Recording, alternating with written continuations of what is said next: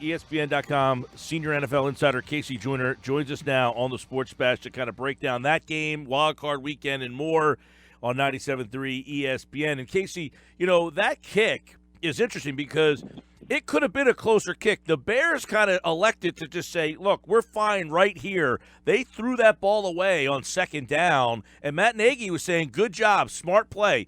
And they could have really positioned themselves a little better there. They could have. I wrote a thread on Twitter that talked about this. Here's the nutshell. 43-yard kicks this year, 43-yard field goals.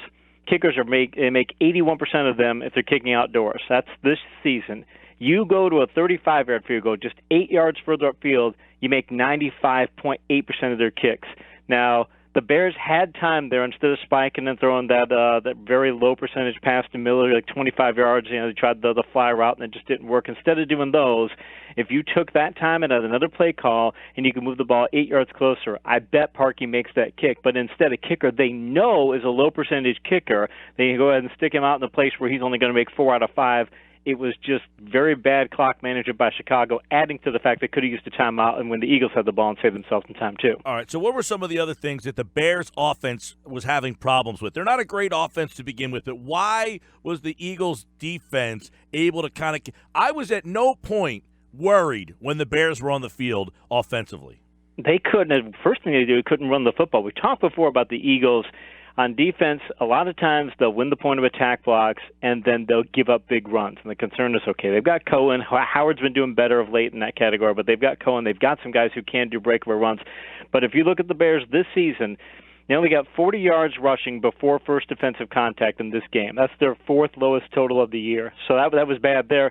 But then if you're looking at how many yards they got after first contact, 25. Again, the fourth lowest total of the year. So even when they got the Eagles blocked, they weren't getting yards on the ground. And if this offense doesn't get things done on the ground, it doesn't go anywhere. So that was the biggest thing. The Eagles were able to shut down this ground game. Yeah, and no Cohen. I mean, why no Cohen in the game for Chicago? Is that Philadelphia or is that them not game planning Cohen? I think it's because they didn't game plan Cohen. We talked last week about how Cohen was one of their top vertical threats over the past 5 weeks of the season, and yet in this contest, Tariq Cohen, 2 vertical targets, 1 vertical reception for 19 yards. No, he was tied for last on the team. They had 5 players who got a vertical pass. He was tied for last among those players in vertical yards. So he was taken out of the game. I think they also decided that we don't want to run our vertical offense through him. It's never a good idea to run your vertical offense through your running backs or your tight ends if you can help it. So they threw 14 vertical passes to Robinson, Gabriel, Miller combined, 7 of them to Robinson. He catches 4 for 104. But everybody else, Gabriel's 1 of 4 for 19. Miller's 1 of 3 for 23. Josh Bellamy's 1 of 1 for 34. And then Cohen had his catch, and Shaheen also had one too. So they weren't really that productive on those passes. They went to Robinson, and they said, we're not going to go Cohen. So I think they just decided we're not going to him.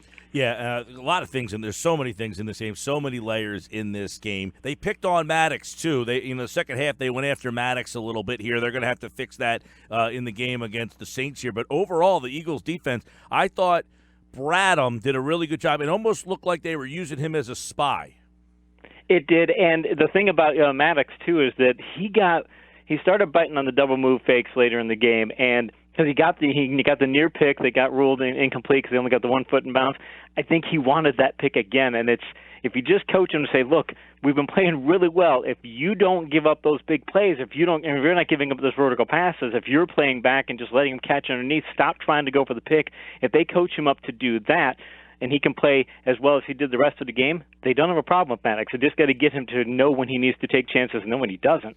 Overall, I mean, the Eagles, too, the secondary, which, had its issues against the Saints that we'll get into more later on in the week, but for the most part, they tackled. Again, that's been a big difference, I think, Casey, is the Eagles, Rasul Douglas, he comes up and tackles you. Crevan LeBlanc, I thought, had an excellent game in terms of tackling. The Eagles' tackling has been a big difference maker the last couple of weeks. It has. Receiving yards after first contact in this contest, they only allowed 17 yards receiving yards after contact. I mean, when you caught the ball, the Eagles came up and tackled. Bad thing is they allowed 11.7 yards for reception. It's not a good total. It's not a terrible total, but, I mean, you'd like to keep that number lower. But, again, when they caught the ball, you weren't giving them anything either, and I think that might be another reason why they said we're not going to try and go to Cohen as much because Cohen, if he can get him in space and you can make him miss a tackle, that's great. But if you're up there tackling as well as you are, you need to get the yards at their point of reception rather than thinking about getting yards out of context. So good play on the Eagles' part as far as getting the tackling done. All right, Foles, the numbers aren't eye-popping, but what kind of game did Nick Foles play? Good enough to win. Again, we're talking vertical passes, 7 out of 14, 50%. He threw 126 yards. He had 9 yards per attempt. It's not that good. He did have an interception, so wasn't really getting it done that much in the vertical game. He did make that one. The interception was not a very wise move on his part, and he's had good decision rates in the past, so that's a correctable issue. I don't think it's something to worry about down the road, but against this defense, to get the 126 vertical yards against this defense with the receiving core that they have, it's acceptable. You need to be doing better against defenses down the road, but this is one of the best. This team finished second in vertical yards per attempt allowed this year, so if you're putting up the 126 yards against them, it's probably a solid performance. Do you think that when you look at going back to them moving away, and I know you mentioned it twice talking with Mike Casey about them, that's why they moved away from Cohen. It's the benefit of hindsight, but are you surprised they didn't do that sooner and asked Mitchell Trubisky to make some throws a little sooner in this game? They did, yeah. When you're looking at the first, how their vertical passing was in the first half of the game, because that was one of the things that stood out to me. I thought that they would go after this defense, but in the first half of the game, Mitchell Trubisky is 2 of 8 on vertical passes for 42 yards, 5.3 yards per attempt. It's very bad. And the thing is, they threw 2 to Miller. He's talented, but he's really probably your third best receiver. You ought not to be throwing him a bunch of passes. They did throw 2 vertical passes to Cohen in the first half, complete 1 for 19 yards, never went vertical to him in the second half. They were over 2 for Robinson. They were 0 for 1 for Gabriel. They were over 1 into Shaheen. I mean, they were spreading the ball around. They weren't funneling their vertical offense through Robinson, and because they weren't having as much success, I think that's why in the second half they said, we're going to go ahead and go to Robinson. But it was, I think, kind of surprising that, again, I think that they didn't get Cohen more involved in the game plan, but again, some of that probably has to do with the Eagles saying, we're going to take him out, make you throw to Robinson, and until the cornerback started biting on passes, they were shutting him down too. Yeah, I think that is something that jumped out. All right, let's flip it to the other side. The defense has been the unsung hero week in and week out, even at times in which it seems like it's been obvious. I know with your conversations with Mike throughout the season, but it seems as if every single week and the last 3 weeks, 4 weeks, including the playoff game, no exception, that Jim Schwartz and this defense is more prepared than opposing teams' offenses, and it's not even close to start the football games. And that goes a long ways with a team like Chicago, Casey, who's so scripted with everything and Nagy that it comes out the game with. I think an interesting thing is that the Eagles yesterday only blitzed on 6.5% of dropbacks. 6.5. It's the second lowest total. That's not a surprise, though, right? I mean, Schwartz never blitzes. Well, I feel like he's been blitzing more this year, right? That's one of the lowest, the fourth lowest blitz total they've had this season. To blitz that infrequently, they're not a big blitz team, but that's the fourth lowest total this season. So to say that we're not going to blitz anywhere near as much as we were, and I still would have thought coming in the game, I'm going to try and get pressure on Trubisky, try and send guys after him, but they still got pass pressure rate on 28.3% of dropbacks. It's a solid number. I mean, you'd like to get up into the 30s and 40s if you can. 40 would be great, but if you can get 28.3% pass pressure rate without sending any blitzers, you're giving your cornerbacks and your secondary all kinds of help back there, saying, look, we're not sending, because our definition of blitz would be sending 5. So you either send in 4 or fewer on basically 94% of your plays. I mean, it says that we're going to give our secondary as much help as possible. And I think, again, in the first half, I think it's a big reason why Chicago probably figured you're going to be sending more people, you're going to give us some opportunities. And the Eagles said, no, we're not. So many big plays. You know, people forget the Bears missed a 2-point conversion. That's a huge play in the game. The Eagles obviously missed their 2-point conversion, which set up a chance for them to kick that field goal. You had the play that we've been talking a lot about today, the Cre'Von LeBlanc pass breakup that turned into an incomplete pass, right, Casey? I don't know how you read that one, but that one was just a bizarre situation that, ended up affecting the Bears more so than anything, because they ended up kicking a field goal, but they could have potentially taken a couple shots at the end zone. if you look at the rule book, NFL rule book has what they call approved rulings, which is basically the league is saying if this situation happens, here's how we're going to approve. Well, the approved ruling is saying we're going to prove that this is the way you should officiate this particular rule. On that play, because it was ruled an incompletion, they said, okay, it's ruled an incompletion. We're not going to go back and take a look. But if we do, because of an incompletion and a fumble, the rule book says, all right, if the fumble is recovered by the defense and is a clear recovery by the defense, it's the defense's ball. If the fumble is recovered by the offense, it's the offense's ball. If the fumble is not recovered by either team, and essentially if it's touched by officials, we go back to incompletion. It doesn't make a lot of sense, but the officials did exactly what the rulebook said they should do. They followed the approved ruling. I think the ruling should change because if it is a fumble, you should at least allow the completion and say, okay, the play is dead once the official touches the ball, but that's not the way rulebook said it, so they did the right thing in what was a confusing situation. Yeah, also, I thought the Bennett sack, too. The Bears have they're 2nd and 12 with about 6 minutes left in the game.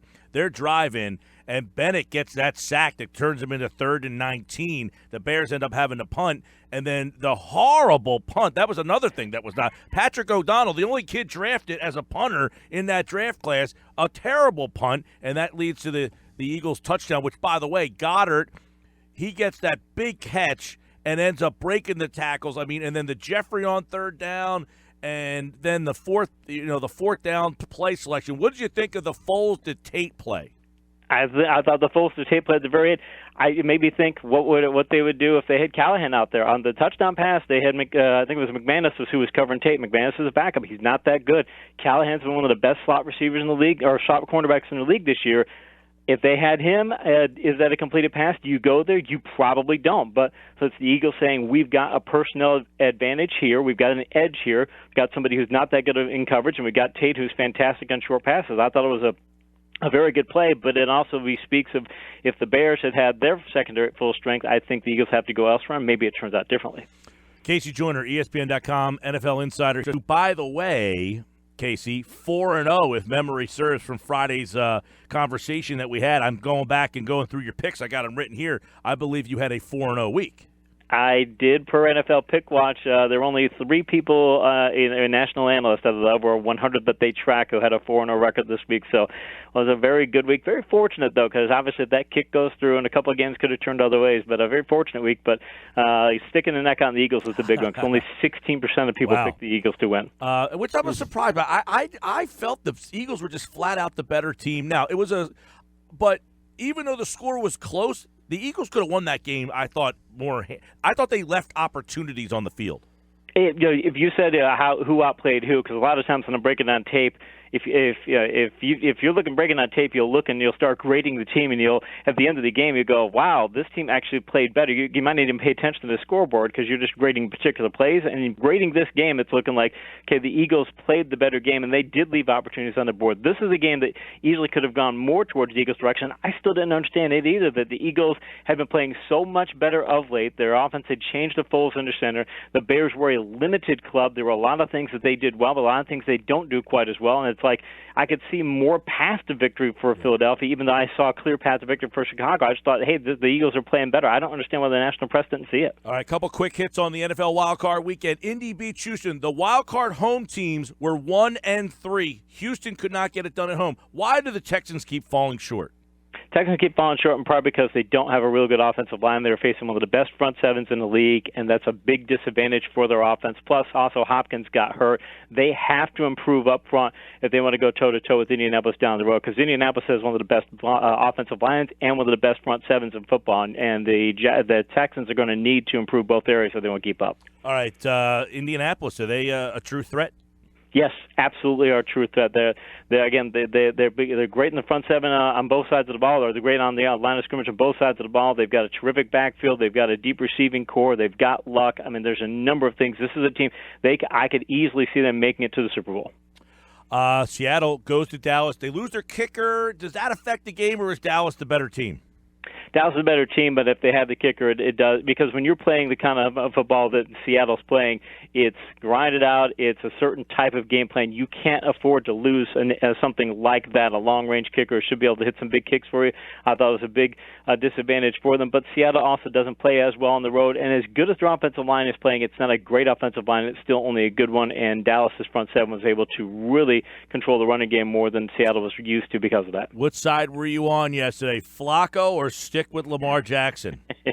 If you know Lamar Jackson's going to be your future quarterback, you stick with him and don't put Flacco back in there. Because if you go whacking for Flacco, then you're really throwing off your team. I think that they needed to do what they did, and plus, when they finally started getting away from their game, from a very predictable game plan, and said, "Okay, Lamar, we'll let you make some plays like you did at Louisville." When they did that, you suddenly saw that he's got more than what they've been showing through the course of this year. So I like what they did. Chargers move on though. Now they got to travel across the country again. Is this Rivers' year finally, or we're going to break this game a lot more down on Friday, but why were the Chargers able to get it done on the road? They lost the game at home to Baltimore a couple of weeks ago. Why were they able to get it done this time? Big difference for them is now they've got all the defensive playmakers. They got Ingram, they got Bosa, they got Derwin James. I mean, they've got guys on defense who can make big plays, and they were making big plays yesterday. And mind you, they're going to be able to make big plays this weekend too. I don't want to give my pick away necessarily. I think I am, though. I like the Chargers a lot because they've got those big playmakers on defense to go along with what they have on offense. I think it's a great combination. More on that on Friday's show. KC Joyner is back as we break down all the divisional round matchups, and we'll have them for you here on 97.3 ESPN. All right, 4-0 week for KC Joyner. Let's see if he can make it 8-0 in the postseason on Friday. Thanks, pal. Appreciate it, man.